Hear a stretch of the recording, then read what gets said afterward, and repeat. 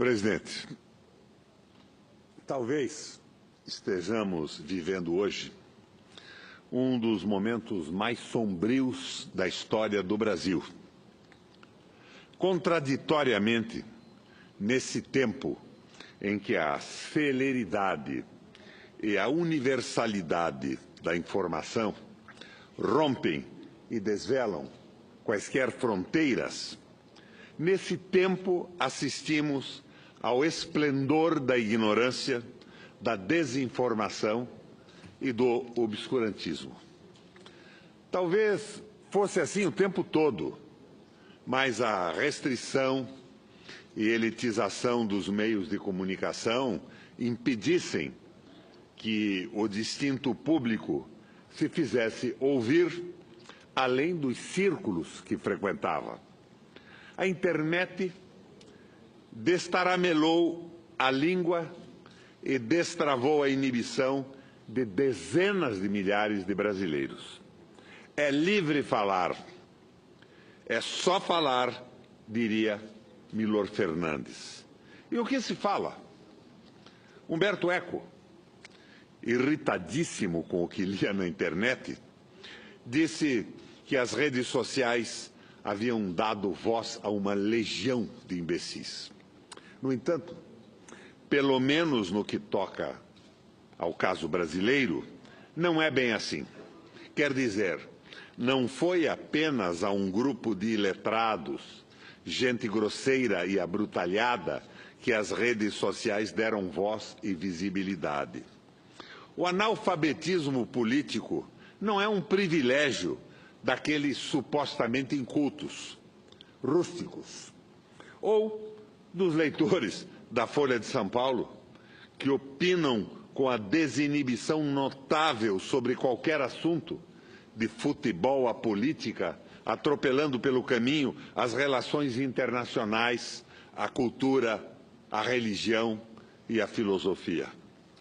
O analfabetismo político nesses dias tão trevosos da história do Brasil dá os ares de sua desgraça no parlamento, no executivo, no judiciário ou no Ministério Público, na academia, nas igrejas, nas ditas altas rodas da dita alta sociedade. É claro, entroniza-se com fanfarras e foguetório nas redações de nossa gloriosa mídia, notadamente na mídia comercial e monopolista. Deixei de lado os economistas de mercado, os comentaristas da Globo News e da CBN, porque quero bem a alguns analfabetos e não quero alinhá-los a tal companhia. Aliás, fazendo um parêntese, se revela hoje que o Senac paga por uma palestra de um desses mervais da vida, R$375 mil com dinheiro público. Um verdadeiro escândalo. Uma coisa a ser averiguada. E sendo verdadeira, uma justificativa para acabar com o tal Senac e a irresponsabilidade que o dirige. Bertolt Brecht, com agudeza que o fez um dos mais referenciados intelectuais do século XX, definiu para sempre o que é um analfabeto político. Para Brecht, o pior de todos os analfabetos é o analfabeto político, pelo extenso mal que causa à sociedade. Diariamente, os corredores desta casa e da casa ao lado atulham-se de pessoas assim. O Brasil, à beira da extinção, e os corredores dessa casa, as galerias, os nossos gabinetes e as comissões sufocadas por reivindicações corporativas. Aumento de vencimentos, ampliação de privilégios, isenções, exceções à regra, criação de castas, licença para o porte de armas, autorização para matar. O Brasil à beira da extinção e os ocupantes dos assentos dessa casa e da casa vizinha, ao lado, voltados para o próprio umbigo, cegos para a realidade das coisas. Permutam, negociam uma pinguela, uma estrada, uma cisterna, um posto de saúde, uma agência do Banco do Brasil ou da Caixa Econômica, a nomeação de apaniguados, de cabos eleitorais, de compadres pela soberania nacional. Um cargo pela soberania do Brasil, que se lhes dá, desde que lucrem pichulecos, uma xanga, uma peita, uma molhadura, como diz o povo do nosso país. Para o analfabeto político, pouco importa se vendem as nossas terras e as nossas florestas, se entregam o nosso petróleo e as riquezas minerais, se arrasam o parque industrial brasileiro. Se, sob os aplausos da mídia venal, leiloam as hidrelétricas a preços de pipoca, entregando-a, pasmem, ó analfabetos, para empresas controladas pelo Estado francês, chinês ou italiano. A privatização brasileira entrega a empresas estatais de outros países. Mas o analfabeto político não enxerga nada disso. Que se dá a eles, esses analfabetos, se os gastos públicos são congelados por inacreditáveis 20 anos, se provocam a contração da economia e depois comemoram a queda da inflação e a redução de juros, com uma economia absolutamente parada. O que há nisso a comemorar? Se liquidam direitos e pulverizam conquistas. O Brasil, à beira da extinção como nação soberana, e os analfabetos políticos no judiciário, no Ministério Público e na Polícia Federal, do Tribunal de Contas da União, da Defensoria Pública Federal, com a cabeça enterrada na areia do combate à corrupção. São os novos Savonarolas ou Torquemadas a procurar a popularidade em 15 minutos de televisão. Esses analfabetos políticos graduados não atilam que a grande corrupção, a maior de todas, a mãe das corrupções, é a entrega do país aos interesses imperiais, sempre a preço vil, sempre sob trâmites suspeitos, sempre promovidos por gente suspeita, por gente escolada em todo tipo de compra e venda.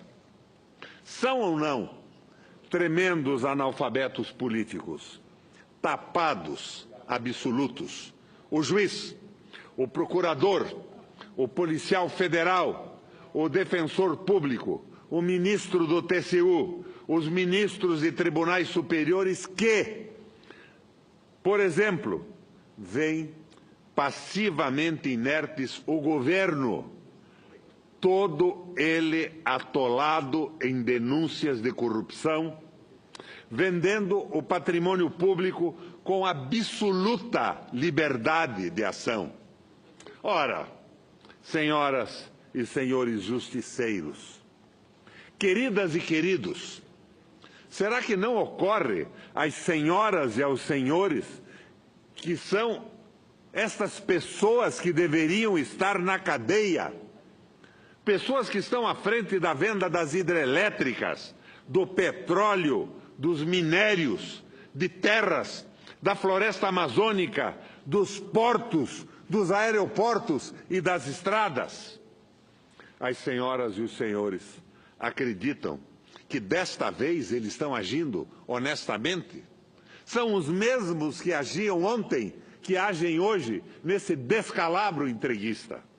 Para mim, esta é a maior prova de que o combate à corrupção é apenas um biombo, uma tapadeira, é apenas um pretexto deslavado para a submissão total e restrita do Brasil à globalização imperial, ao capital financeiro vadio. E pergunto, faço uma pergunta incômoda: não seriam também os corruptos os que fecham os olhos para a liquidação da soberania nacional, não seriam eles cúmplices dessa falcatrua inominável e abjeta? O pior analfabeto é o analfabeto político. Ele não ouve, não fala, nem participa dos acontecimentos políticos. Ele não sabe o custo da vida, o preço do feijão, do peixe, da farinha, do aluguel, do sapato e do remédio. Ele não sabe que esses preços todos dependem das decisões políticas. O analfabeto político não sabe, não quer saber, ou se sabe é conivente, porque é um quinta coluna ou um traidor que a desnacionalização do sistema elétrico e do setor petróleo, que a privatização da infraestrutura aeroportuária, rodoviária, ferroviária e hidroviária, que a desindustrialização e a primarização da economia brasileira levará ao país a se transformar num mero Estado associado a grandes potências, renunciando para sempre à soberania, à dignidade, o respeito, a autoestima, a honra, o desenvolvimento e a boa qualidade de vida para toda a nossa gente. Mas o analfabeto político é tão burro que se orgulha e estufa o peito dizendo que odeia a política. Escolas sem partido, sem política, sem ideias.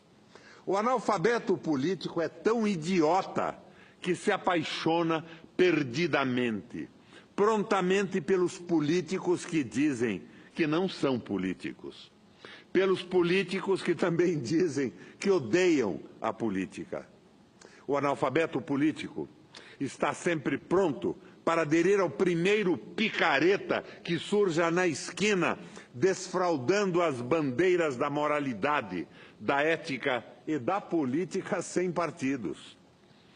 Os analfabetos políticos adoram os administradores, entre aspas, os técnicos, entre aspas, e os empresários, entre aspas, tidos como empresários de sucesso. Os analfabetos políticos têm queda por apresentadores de televisão, técnicos de vôlei, procuradores da República, juízes federais, ex-ministros do Supremo que namoram candidaturas à presidência da República. E não adianta os trágicos exemplos da história sobre esses salvadores da pátria, esses iluminados, esses apolíticos. O analfabeto político, em sua ignorância impermeável, ceratinosa, está sempre alerta, eternamente vigilante para apoiar até mesmo um Luciano Huck, um Dória, ou quem duvida, talvez até um Alexandre Frota. Ou a ex-apresentadora da Globo, Valéria Monteiro, que anunciou a pretensão de se candidatar à presidência da República e que então está à procura de quem lhe dê uma legenda e um programa de governo.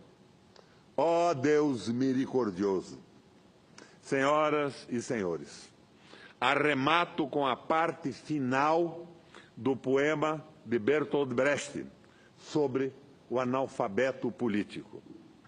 Não sabe o imbecil que a sua ignorância política, da sua ignorância política, nasce a prostituta, o menor abandonado e o pior de todos os bandidos, que é o político vigarista, pilantra, corrupto e lacaio das empresas nacionais e multinacionais.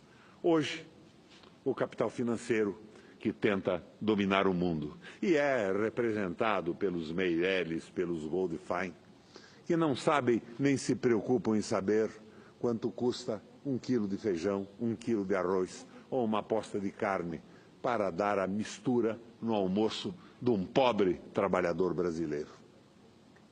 Me impressionou hoje, já fora do contexto desse pronunciamento, a presidente do Supremo Tribunal Federal, ciosa do direito à hora do almoço dos senhores ministros. Interrompeu às 11h30, dizendo que o direito ao almoço dos ministros deveria ser respeitado. E cá entre nós, deve sim ser respeitado. E eles pararam às 8h30 para recomeçar às 1h30 da tarde. 2 horas de almoço para os senhores ministros. Merecida. Eles precisam disso, eles têm que pensar, raciocinar, ler os processos. O almoço tem que ser um momento de tranquilidade. Mas foi aqui, este plenário do Senado Federal, que votando uma CLT feita pelo capiroto, pelo diabo, pelo satanás, precarizou o almoço de todos os trabalhadores brasileiros. Obrigado, presidente, pelo tempo e pela oportunidade.